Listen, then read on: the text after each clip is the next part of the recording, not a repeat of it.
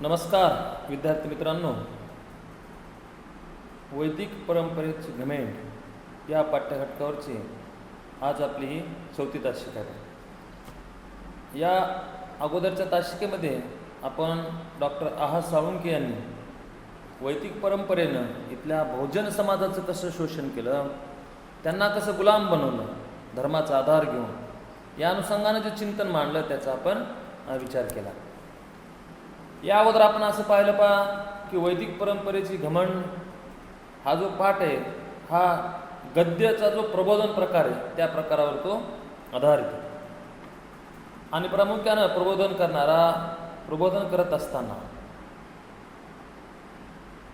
समाजाला लागलेली जी कीड आहे, लक्षात घ्या, समाजाला लागलेला जो रोग आहे त्याच्यावर तो काय करत असतो आपल्या लेखणीतून हल्ले चढवत असतो आणि त्यामुळं मग तो दुसऱ्याचे मत सतत खोडत असतो.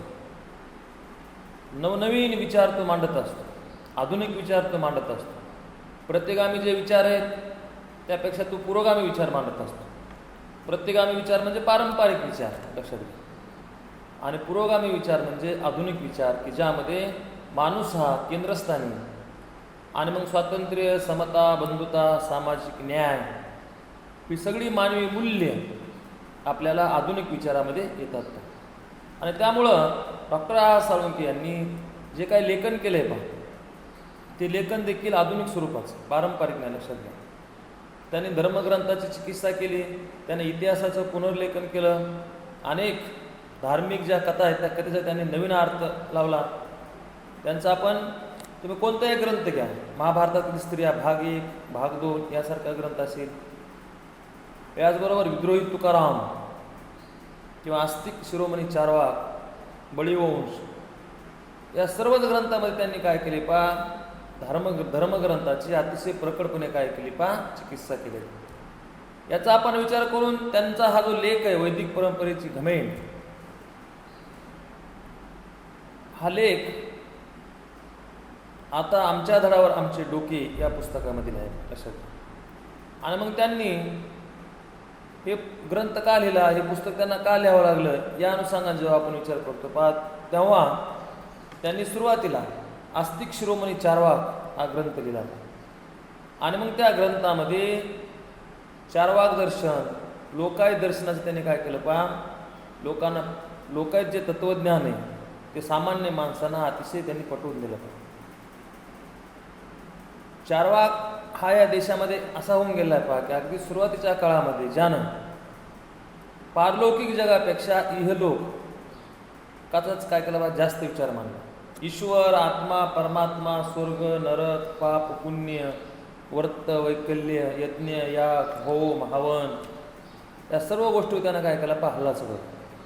आणि त्यामुळं असा असणारा जो चारवाक आहे तो चारवाक नास्तिक त्याला कसं म्हटलं जातं, लक्षात.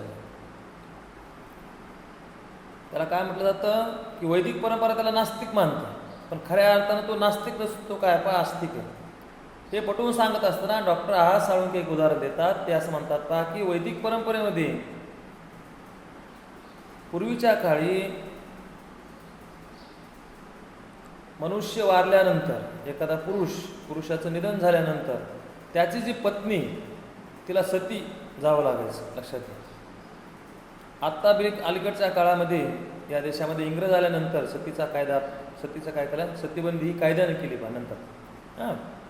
तोपर्यंत आपल्या देशामध्ये पुरुषासोबत मेलेल्या नवऱ्यासोबत स्त्रियांना सती जावं लागायचं. हा विचार कुठे हा विचार वैदिक परंपरेमध्ये, लक्षात घ्या.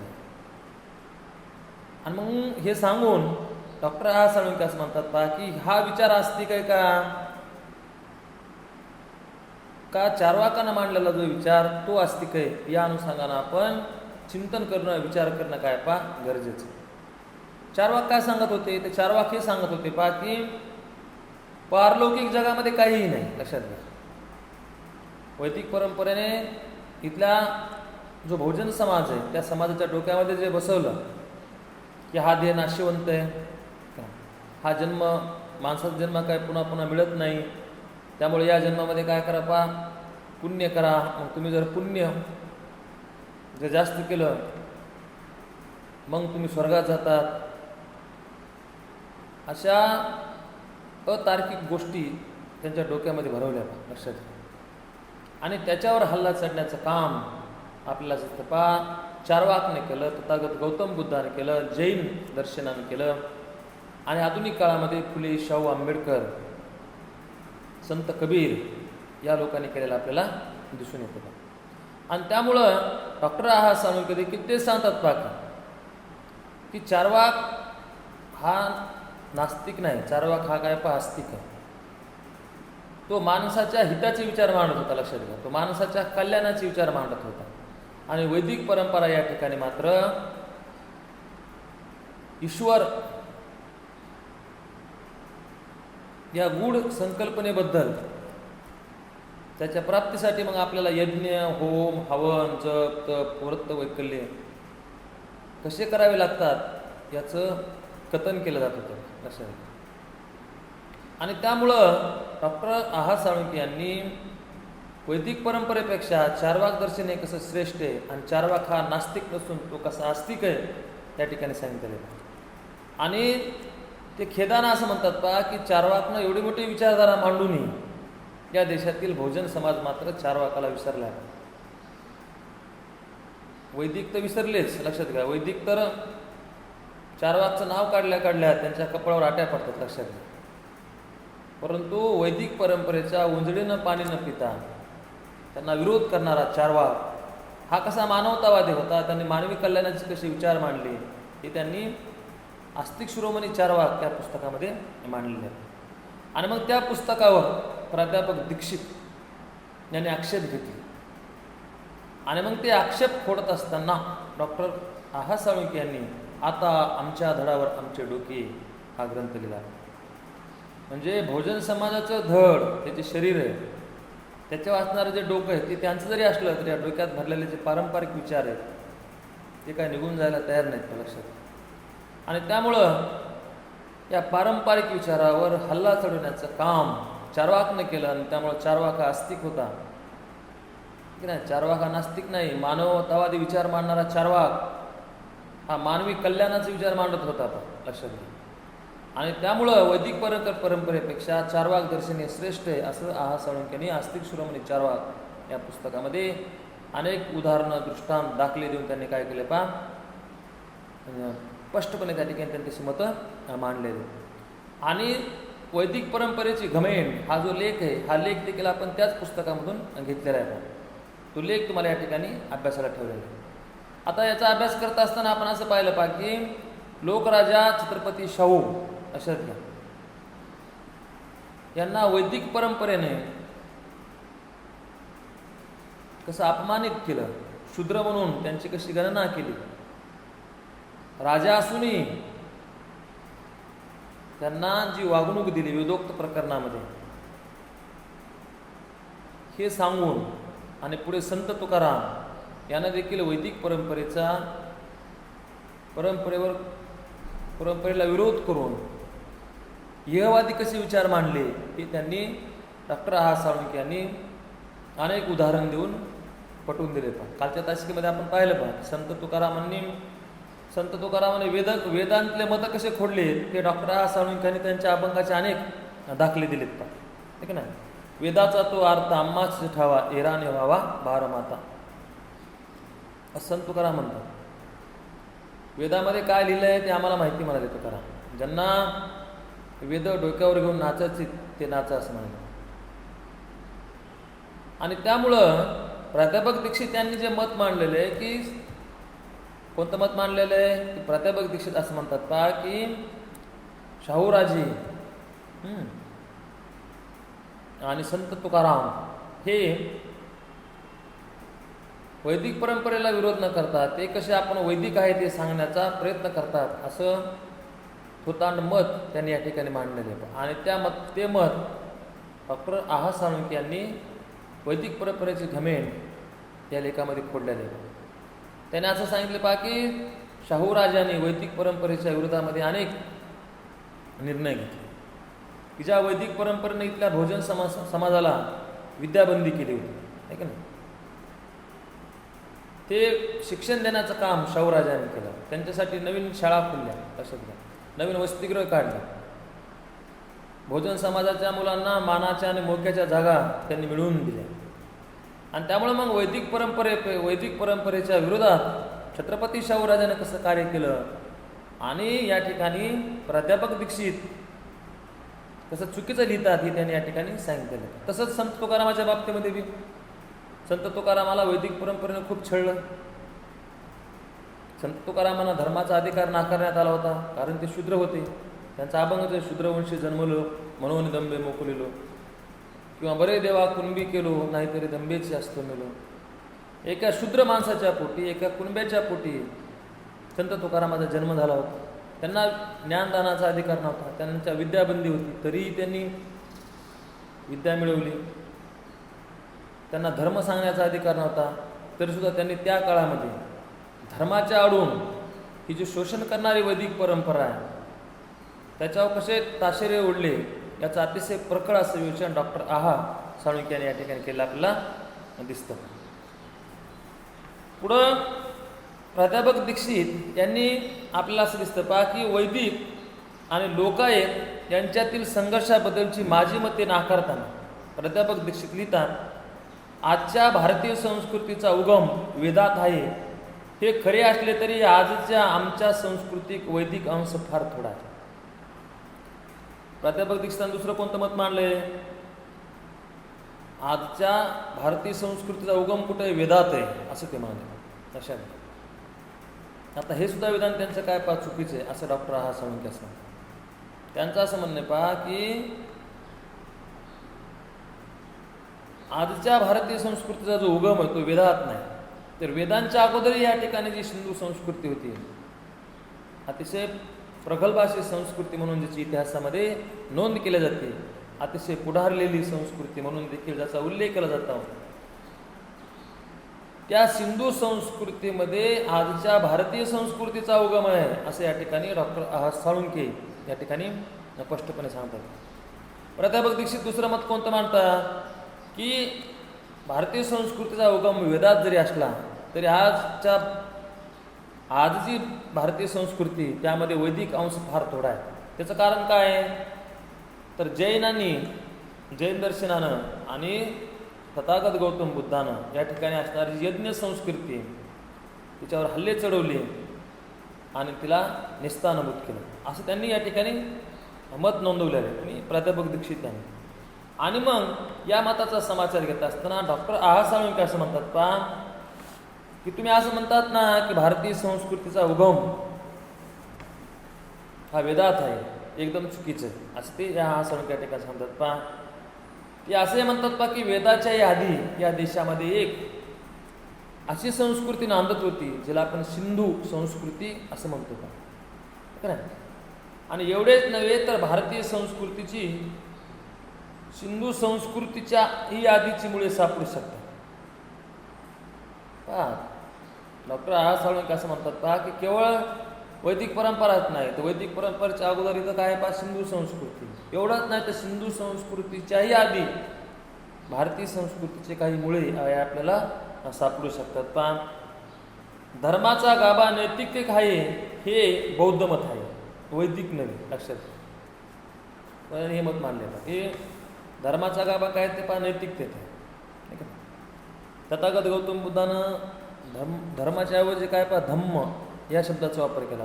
धम्म म्हणजे काय पहा तत्व विचार अशा. आणि धर्म म्हणलं मग सर्व कर्मकांड आले, पूजा अर्चा होम भावन जप तप मंत्र गोत्र काय काय ते सगळ्या गोष्टी या ठिकाणी येतात. पहा त्याला फाटा देऊन तथागत गौतम बुद्धांनी काय म्हटलं पहा की धर्माचा गाभा काय पहा नैतिकतेत आहे. तुमच्या आचरणामध्ये, तुमच्या वर्तनामध्ये, तुमच्या वागणुकीमध्ये काय पहा खरा तत्व आहे, खरा धम्म आहे असं त्यांनी सांगितलेलं. पहा जैन मताचाही उगम वेदपूर्व काळात झाला आहे असे हल्लीचे सर्वसामान्य मत असल्याचे डॉक्टर राणा दांडेकर सांगतात.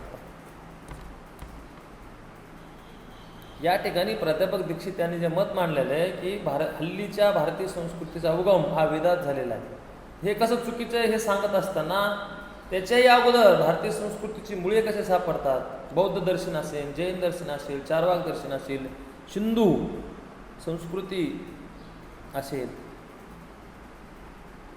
आणि या जैन मताचा उगम वेदपूर्व काळात झाला आहे असं डॉक्टर र.ना. दांडेकर यांनी म्हटल्याचं ते संदर्भ देतात. मी तुम्हाला सांगितलं की प्रबोधन करणारा प्रबोधन करत असताना दुसऱ्याची मतं खोडत असताना तो काय करत असतो आपलं तर मत मांडत असतो आणि आपल्या मताच्या पृष्ठात दुसऱ्या विचारवंताचे देखील काय करत असतो तो मतं या ठिकाणी देत असतो. जसं मत या ठिकाणी आहा साळुंखे यांनी डॉक्टर रा.ना. दांडेकर यांचं दिलेलं आहे. पहा, एका संदर्भातील डॉक्टर दांडेकरांचे मत फार जुने असून प्राध्यापक दीक्षितांनी उडवून लावले आहे.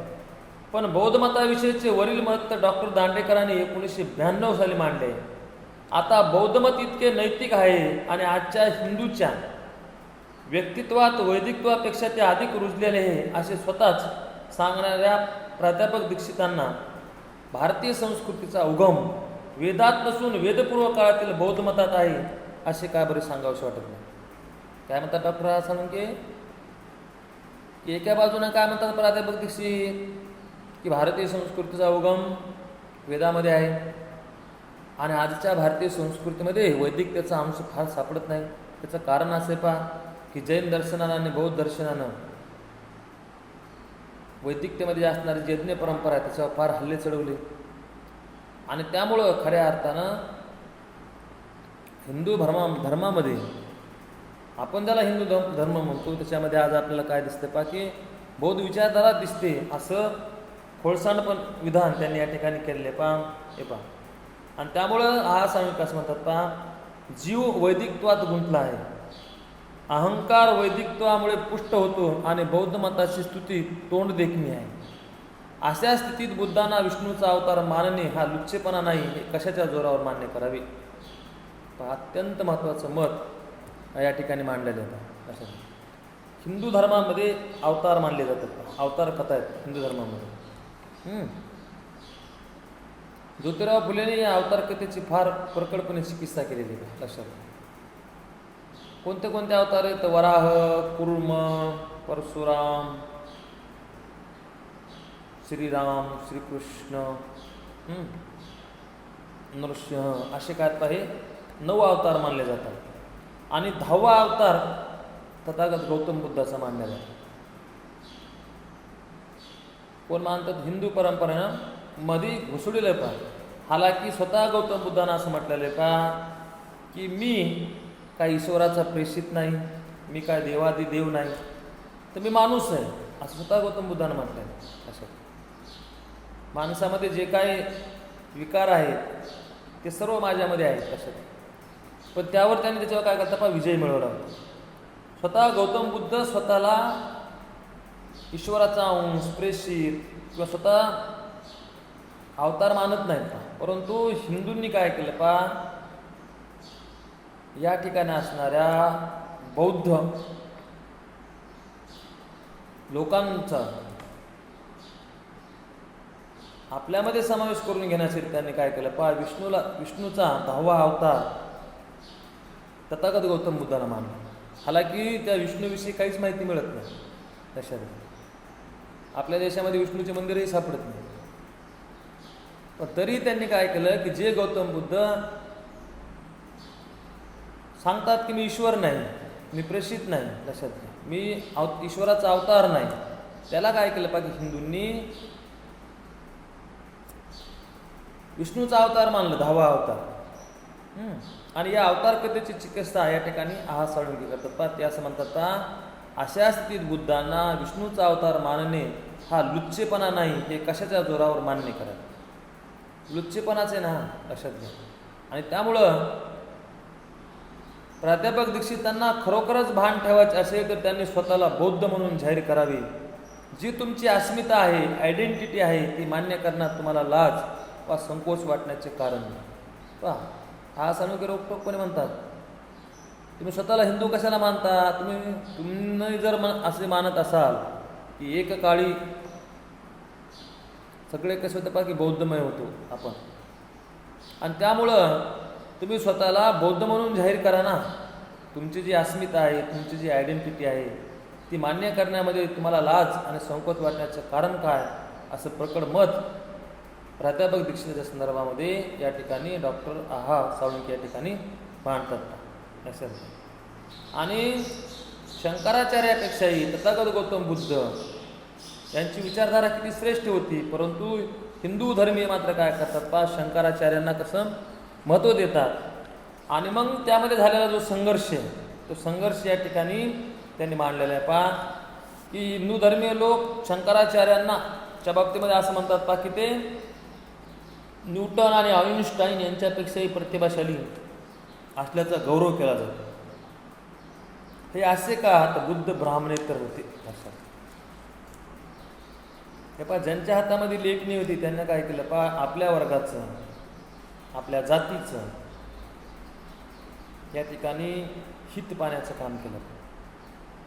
आणि त्यामुळं विशिष्ट वर्गामध्ये विशिष्ट वर्णामध्ये माणूस जन्माला आला, त्याचं कर्तृत्व जरी शून्य असलं तरी त्याचं मोठेपण त्या ठिकाणी दाखवलं जायचं. परंतु ब्राह्मणेतर जे असते, तर बुद्ध हे ब्राह्मणेतर होते आणि त्यामुळं त्यातही पुन्हा ते ब्राह्मणाच्या उंजळीनं पाणी प्यायला तयार नव्हते.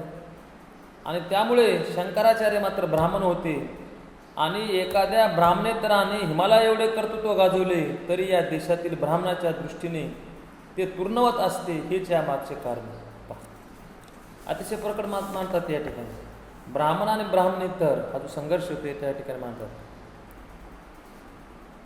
धार्मिक ग्रंथामध्ये सुद्धा लिहिलेलं आहे पहा की ब्राह्मण झाला कर्मभ्रष्ट तरी तिन्ही लोकी श्रेष्ठ. तर तिन्ही लोकांमध्ये तो श्रेष्ठ आहे का नाही. ज्यांच्या हातामध्ये लेखणी होती त्यांनी सोयीनुसार धार्मिक ग्रंथामध्ये या गोष्टी घुसडल्या बघा. आणि मग कोण्या संतांच्या तोंडी त्यांनी ते घातला बघ, तुका म्हणे ब्राह्मण श्रेष्ठ तिन्ही लोकी, असं त्यांनी अभंगामध्ये घुसडले तुकारामाच्या नावाने. कारण जे तुकाराम, कालच मी तुम्हाला तो अभंग सांगितला की महाराजशी शिवे कोपे ब्राह्मण तो नव्हे, जो शिवाशिव मानतो जो विटाळ मानतो त्यानं देहत्याग केला ते प्रायचित्त कमी, असं त्या अभंगात मांडलेलं. ते दुसऱ्या अभंगामध्ये असं कसं म्हणतील की तुका म्हणे ब्राह्मण झाला कर्मभ्रष्ट तरी तिन्ही लोकी श्रेष्ठ. तुकारामाच्या अभंगामध्ये जे घुसडलेले प्रक्षेपित जे अभंग आहेत ते या स्वरूपाचे पहा. आणि त्यामुळं डॉक्टर आहा साळुंखे देखील तेच मत मांडतात की या देशामध्ये ब्राह्मणेतर माणसानं किती जरी कर्तृत्व गाजवलं लक्षात घ्या तरी त्याचा नाम उल्लेख केला जात नाही. लक्षात कितीतरी याचे तुम्हाला उदाहरण देता येते लक्षात घ्या. कुसुमावतीबाई देशपांडे यांनी मराठी वाङ्मयाचा इतिहास लिहिला आणि त्यामध्ये साहित्य रत्न म्हणून ज्यांचा आपण उल्लेख करतो अण्णाभाऊ साठे, वाङ्मयाच्या इतिहासामध्ये त्यांच्यावर त्यांनी पानभर सुद्धा लिहिलेलं आहे लक्षात घ्या की ज्यांच्या अनेक कथा अनेक कादंबऱ्या, कारण ते ब्राह्मणेतर होते लक्षात घ्या. आणि जे मग ब्राह्मण होते त्यांचे एक एक दोन दोन कथासंग्रह असले तरी त्यांना वाङ्मयाच्या इतिहासामध्ये स्थान मिळतं हे लक्षात. इतिहास लिहिताना या गोष्टी त्यांनी जाणीवपूर्वक केल्या हे आपण समजून घेतलं पाहिजे. वारकरी संप्रदायामध्ये देखील असंच केलेलं आहे लक्षात घ्या.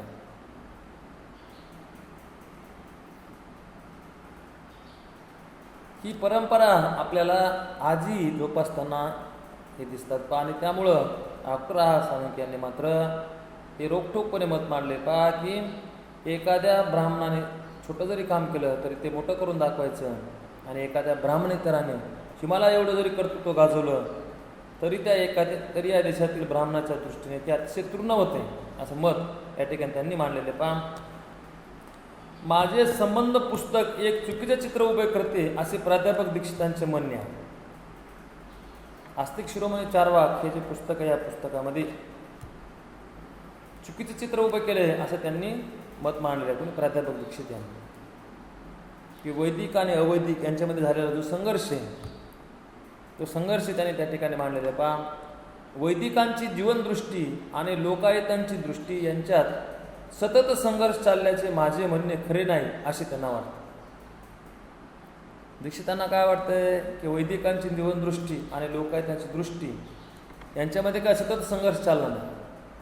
आज तुम्ही एक समजून घ्या पहा, लोकायत विचारधारा म्हणजे पुरोगामी विचारधारा, आधुनिक विचारधारा अशातला मानवतावादी विचारधारा, मानवी मूल्यांना महत्त्व देणारी विचारधारा. आणि वैदिक विचारधारा म्हणजे विशिष्ट वर्गाचं, विशिष्ट जातीचं हित जोपासणारी, वेदांचा आधार घेऊन या ठिकाणी असणारा जो बहुजन समाज आहे त्याला गुलाम बनवणारी, त्याचं शोषण करणारी विचारधारा. तर या विचारधारेमध्ये सुरुवातीपासून संघर्ष आहे, हे तुम्ही समजून घ्या, लक्षात घ्या. डॉक्टर आहा साळुंखे यांनी बळीवंश हे जे पुस्तक लिहिलं, अतिशय संशोधनात्मक असणारं ते ग्रंथ आहे, लक्षात घ्या. बळीवंश. बळीराजाला जे पाताळामध्ये घातलं परशुरामाने, असं वामनानं काय केलं पहा, बळीराजाला पाताळात घातलं, अशी कथा येते, लक्षात घ्या. 3 पावलं जमीन मागितली आणि 1 पाऊल जमिनीवर ठेवला, दुसरा पाऊल आकाशामध्ये ठेवला आणि मग तिसरा पाऊल कुठं ठेवू, त्यावर बळीराजा म्हणाला की माझ्या डोक्यावर ठेव, आणि मग डोक्यावर पाय ठेवला आणि बळीराजाला पाताळात घातलं. अशी अवतार कथा आहेत. आपल्या ज्या अवतार कथा आहेत त्याच्यामध्ये वामनाची कथा आहे, लक्षात घ्या. कुणाची कथा आहे तिथं? वामनाची. या कथेची मजेशीर चिकित्सा ज्योतिराव फुलेने अशी केलेली पहा. ज्योतिराव फुले असं म्हणतात पहा की वामनानं 3 पावलं जमीन बळीराजाला काय केलं पहा, दान मागितलं. मग त्यानं पहिलं पाऊल जमिनीवर ठेवलं आणि दुसरं पाऊल कुठं ठेवलं पहा, आकाशात ठेवलं. ज्योतिराव फुले असं म्हणतात पहा की त्याची टिंब का फाटली नाही, असा उल्लेख केला त्यांनी, लक्षात घ्या. इतकं परखडपणे दुसरं कोण लिहू शकत नाही, आपल्या लक्षात पहा. ते फक्त लिहू शकतात ज्योतिराव फुलेच. आणि ते बी ज्या काळामध्ये इथं धर्मसत्ता अत्यंत प्रभावी, अशा काळात त्यांनी हे लेखन केलेलं आहे, हे तुम्ही समजून घ्या. कारण ज्योतिराव फुलेंना प्रचंड अशी चिरड होती बा या व्यवस्थेविरुद्ध. ज्यांच्या हातामध्ये लेखणी होती त्यांनी काय केलं पहा की सोयीचं लिहिलं आणि चुकीचं लिहिलं आणि आपला देश अनेक वर्ष गुलाम राहिला. लक्षात, एकीची भावना आपल्या देशामध्ये वाढीस लागली. देशप्रेम, राष्ट्रप्रेम ह्या भावना आपल्या देशामध्ये वाढीस न लागण्याचं कारण काय पहा की माणसं इथं जातीमध्ये, धर्मामध्ये, पंथामध्ये विभागलेली होती आणि आजसुद्धा तसेच आहेत. लक्षात, आजही माणसं जातीवर, धर्मावर, गोत्रावर, कुळावर प्रेम करतात. आणि त्यामुळं डॉक्टर आहा साळुंखे यांनी हे त्यांनी परखडपणे मत मांडलं आहे ब्राह्मण आणि ब्राह्मणेतरांना. तर ब्राह्मण व्यक्तीनं छोटं जरी कार्य केलं तर ते मोठं करून सांगितलं जातं आणि ब्राह्मणेतरांनी किती जरी मोठं काम केलं तरी ते छोटं करून सांगण्याचा उल्लेख केला. डॉक्टर बाबासाहेब आंबेडकरांनी मूक नाईक, बहिष्कृत भारत, लक्षात घ्या, समता, जनता आणि जनतेचेच रूपांतरित प्रबुद्ध भारत एवढी वृत्तपत्र काढली. परंतु वृत्तपत्राचा इतिहास लिहिणाऱ्यांनी डॉक्टर बाबासाहेबांचा पत्रकार म्हणून उल्लेख सुद्धा केला नाही.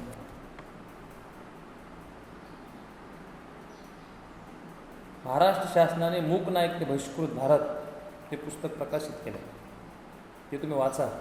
बाबासाहेबांच्यामध्ये अग्रलेख आहेत सगळे. मराठी भाषेमध्ये त्यांचं काय पहा संपूर्ण लेखन आहे. तर सांगायचा मुद्दा असा आहे पहा की ब्राह्मणेतर माणसाने किती जरी मोठं कर्तृत्व केलं तरी सुद्धा त्याची दखल घेतली जात नव्हती. उल्लेखाने त्याला त्याकडे दुर्लक्ष केलं जायचं. आणि त्यामुळं आहा साळुंखेने हे मत मात्र या ठिकाणी प्रकटपणे मांडलेले पहा. आणि त्यामुळं वैदिकांची जीवनदृष्टी आणि लोकायत्यांची दृष्टी यांच्यात सतत संघर्ष झालेला आहे, सुरुवातीपासून झालेला आहे. कारण एक विचारधारा इहलोकाच्या अनुषंगाने बोलते पहा. इहलोक म्हणजे इथंच आहे जे काय आहे ते पृथ्वीतलावरच. आणि दुसरी विचारधारा काय सांगते, आत्मा, परमात्मा, पुनर्जन्म, स्वर्ग, नरक, पाप, पुण्य या कल्पना मांडते. चार्वाक याला विरोध करतो. चार्वाक असं म्हणतो की हा जो चैतन्यमय देह आहे तेच सर्व काही. आणि त्यामुळं या जीवनावर भरभरून प्रेम करावं, जीवनाचा पूर्णपणे आस्वाद घ्यावा. पुढे जे कवीनं म्हटलं ना, या जन्मावर या जगण्यावर शतदा प्रेम करावे, ठीक आहे ना. तो विचार या ठिकाणी चार्वाकाने मांडलेला आहे लक्षात. किंवा पुढं तुकारामाने देखील मत मांडलं की तुका म्हणे गर्भवासी सुखे घालावे आम्हाला, ठीक आहे ना. तुकारामाने देखील माणूस म्हणून माणसावर खूप प्रेम केलं लक्षात. तर तोच भाग या ठिकाणी डॉक्टर आहात साळुंखे या ठिकाणी सांगतात. पहा, लोकायतांनी वैदिकाबरोबर संघर्ष केला असला तरी लोकायत हे वैदिकाशी संघर्ष करणाऱ्या अनेकापैकी एक होते. तर वैदिकाबरोबर अनेकांनी संघर्ष केला आहे. पहा, लोकायतने केलेला आहे, जैनांनी केलेला आहे, बौद्ध दर्शनाने केलेला आहे. आणि त्यामुळं अवैदिकांनी वारंवार हल्ले केल्यानंतर वैदिकतेचे व यज्ञ धर्माचे समर्थन करणे कठीण झाले आणि म्हणूनच वैदिकांना या गोष्टीचा त्याग करावा लागला. तरी तुम्ही संघर्ष झाल्याचे नाकार. तर वैदिक आणि अवैदिकांच्यामध्ये कठोर संघर्ष झाला. डॉक्टर बाबासाहेब आंबेडकर यांचं क्रांती आणि प्रतिक्रांती हे तुम्ही पुस्तक वाचा. या पुस्तकामध्ये यज्ञ संस्कृतीमध्ये कसा अनाचार चालायचा, कशी अनागुंदी होती, कशा प्रकारचे लैंगिक शोषण केलं जायचं याचं देखील चित्रण बाबासाहेबांनी केलेलं आहे. यज्ञाच्या भोवती बसून कशा रासक्रीडा रंगवल्या जायच्या याचं 10 वास्तव त्यांनी क्रांती आणि प्रतिक्रांती या पुस्तकामध्ये मांडलेले. हा संघर्ष सुरूच आहे वैदिकांचा आणि अवैदिकांचा. पहा, आणि त्यामुळं प्राध्यापक दीक्षितांनी या लेखात शेवटी काय म्हटलंय पहा, की आजचा हिंदू बहुंशाने बौद्ध व अल्पांशाने वैदिक आहे. बौद्धानुयायी व बौद्ध धर्म येथून परांगदा झाले नाहीत, ते येथेच मरून राहिले आहेत. दुधात विरघळलेली साखर जशी निराळे काढून दाखवता येणार नाही, तसा बौद्ध धर्म हिंदूच्या धार्मिकतेपासून वेगळा काढून दाखवता येणार. बुद्धाला विष्णूचा 9वा अवतार म्हणण्याचा आशय हा आहे, तसे म्हणण्यात लुच्चेपणाचा भाग नगोनी इतिहासाचे भान. प्राध्यापक काय म्हणतात दीक्षित पहा, की बौद्ध जे आहेत ते आता हिंदू धर्मामध्येच साखरेसारखे विरघळलेले आहेत. पहा, लक्षात घ्या. आणि त्यामुळेच मग बुद्धाला विष्णूचा 9वा अवतार वगैरे मानतात असं त्यांनी मांडलेलं आहे. आणि याच्यामध्ये लुच्चेपणा नाही तर इतिहासाचं भान आहे असं त्यांनी विधान केलेलं आहे. याचा परामर्श घेताना डॉक्टर आहात साळुंखे असं म्हणतात पहा, की दुधात विरघळलेल्या साखरेचे प्राध्यापक दीक्षितांनी दिलेले उदाहरण चुकीचे आहे. कारण साखर दुधात विरघळल्यानंतर पाहणाऱ्याला हे काय आहे म्हणून विचारलं तर ते हे दूध आहे असे तो म्हणेल. तुम्हाला माहिती आहे दुधामध्ये जर आपण साखर टाकली तर साखर दिसत नाही, दुधाशी एक रूप होते. लक्षात, दुधात विरघळून जाते. म्हणजे प्राध्यापक दीक्षिताचंच मत त्याने त्यांच्यावर उलटविलं. पहा कसं उलटविलं आहे. प्राध्यापक दीक्षित असे म्हणतात पहा, की बौद्ध धर्म आता हिंदूच्या धार्मिकतेपासून आपल्याला वेगळा काढून दाखवत राहणार. म्हणजे दूध आणि साखर जशी एक व्हावी तशी. इथं काय म्हणतात डॉक्टर आहात साळुंखे पहा, की याचा अर्थ दुधाचे अस्तित्व स्पष्टपणाने शिल्लक राहते आणि साखरेचे अस्तित्व विरघळून गेल्यावर स्पष्टपणाने दिसत नाही. आता बौद्ध धर्मामध्ये जर नैतिकता होती तर बौद्ध धर्माला दुधाचे स्थान देऊन वैदिक धर्माला साखरेचे स्थान का दिले नाही. पहा त्याने काय म्हटले पहा, मग बौद्ध धर्माला तुम्ही दुधाचे स्थान द्या ना, वैदिक धर्माला काय करा पहा साखरेचे द्या. आपण सगळे बौद्ध आहेत असं तुम्ही जाहीर करा असं साळुंखे या ठिकाणी म्हणतात पहा. बुद्धाला विष्णूचा अवतार मानण्यात लुच्चेपणाचा भाग नसून इतिहासाचे भान आहे असे प्राध्यापक दीक्षित म्हणतात. खरे म्हणजे यात लुच्चेपणाचा भागच आहे. तसे नसते तर नैतिकतेचा उपदेश करणाऱ्या बुद्धांना सर्वश्रेष्ठ मानून विष्णू वगैरेंना त्यांचे अवतार का मानले.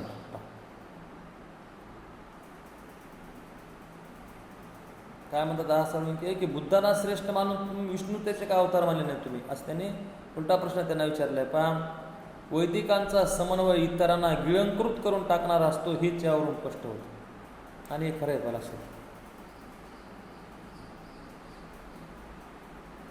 तुम्हाला माहिती असेल पहा, की गौतम बुद्धाने बौद्ध धर्माची स्थापना केल्यानंतर त्याच्यामध्ये 2 पंथ निर्माण झाले पाहिजे, महायान आणि हीनयान. तर महायानमध्ये त्या काळातला हा जो उच्च वर्ग आहे तो पुन्हा त्याने तो धर्म स्वीकारला, बुद्ध धर्म. आणि त्याला पुन्हा गौतम बुद्धाला त्यांनी देव करून टाकलं. मला जातक कथा लिहिल्या. गौतम बुद्धाची पूजा अर्चा होऊ लागली, गौतम बुद्ध प्रसन्न होऊ लागले. लक्षात घ्या. म्हणजे वैदिक परंपरा काय करते, एखाद्याला जर संपवायचं असेल त्याच्याच ती एकरूप होते आणि आपले विचार त्या विचारामध्ये घुसू शकते. आणि त्यामुळं मग डॉक्टर बाबासाहेब आंबेडकरांनी बौद्ध धर्म स्वीकारत असताना जसाचा तसा स्वीकार नाही. पण लक्षात घ्या,